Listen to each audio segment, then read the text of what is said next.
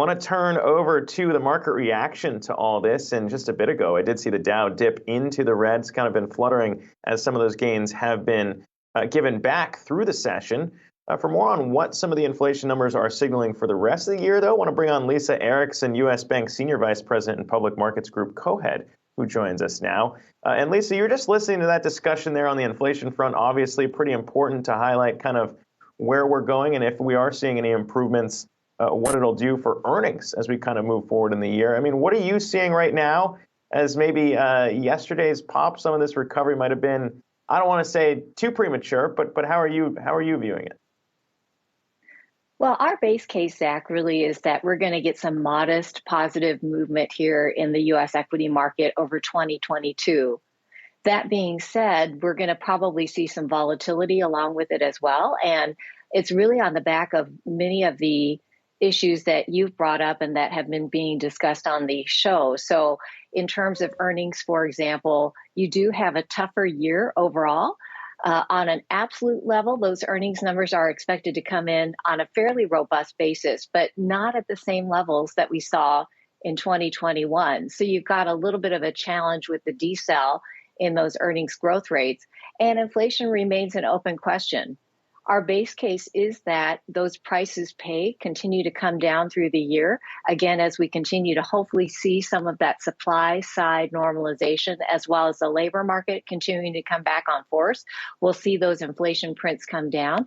But again, it's a very fluid situation. And one of the things that we're watching very carefully is how much those rising prices get baked into future expectations of consumers, because to the extent they do, that again makes inflation more of a sticky process going forward.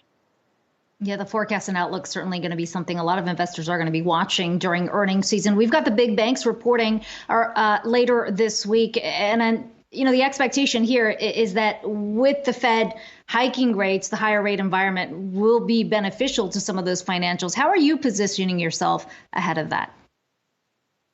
Well, our view really right now is that there's a broad opportunity set in terms of the sectors that are attractive. To your point, Akiko, we do see some of these economically sensitive and cyclical sectors as interesting. And it's really on the back, again, of the fact that earnings growth, while decelerating, is still expected to remain at solid levels. We continue to have an elongated reopening that should really bolster some of those areas. But at the same time, we still see a case for some of the secular growth names. Many of the trends to continued online usage, to increased demand for productivity, enhancing technology, moves towards artificial intelligence should continue to bolster those secular growth names. So really, we've got both sides of the coin that are interesting for this year. Yeah, one of the other ones that we maybe should have talked about a bit more in 2021 as the performance speaks for itself was energy. And we are seeing kind of oil prices continue to hold strong here in the first few weeks of 2022. I mean, when you look at energy and some of this being, I guess, a midterm year, very interested to see what kind of happens if Build Back Better doesn't come through. Some of those climate changes don't come through.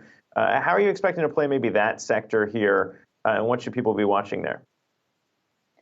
We do feel positively on energy. And again, as part of that economically sensitive story, it should continue to be bolstered by the fact that we've got ongoing demand. And again, the hope is as things continue to normalize with the pandemic, that the ability to get out and continue to utilize services and be out about with more transport should again help that energy demand. So we do view it as a positive outlook for this year. And again, bolstered by the fact that you've also got some opportunities on the secular growth side as well. All right. Appreciate all the things to think about there. Lisa Erickson, U.S. Bank Senior Vice President and Public Markets Group Co-Head, thanks again for the time.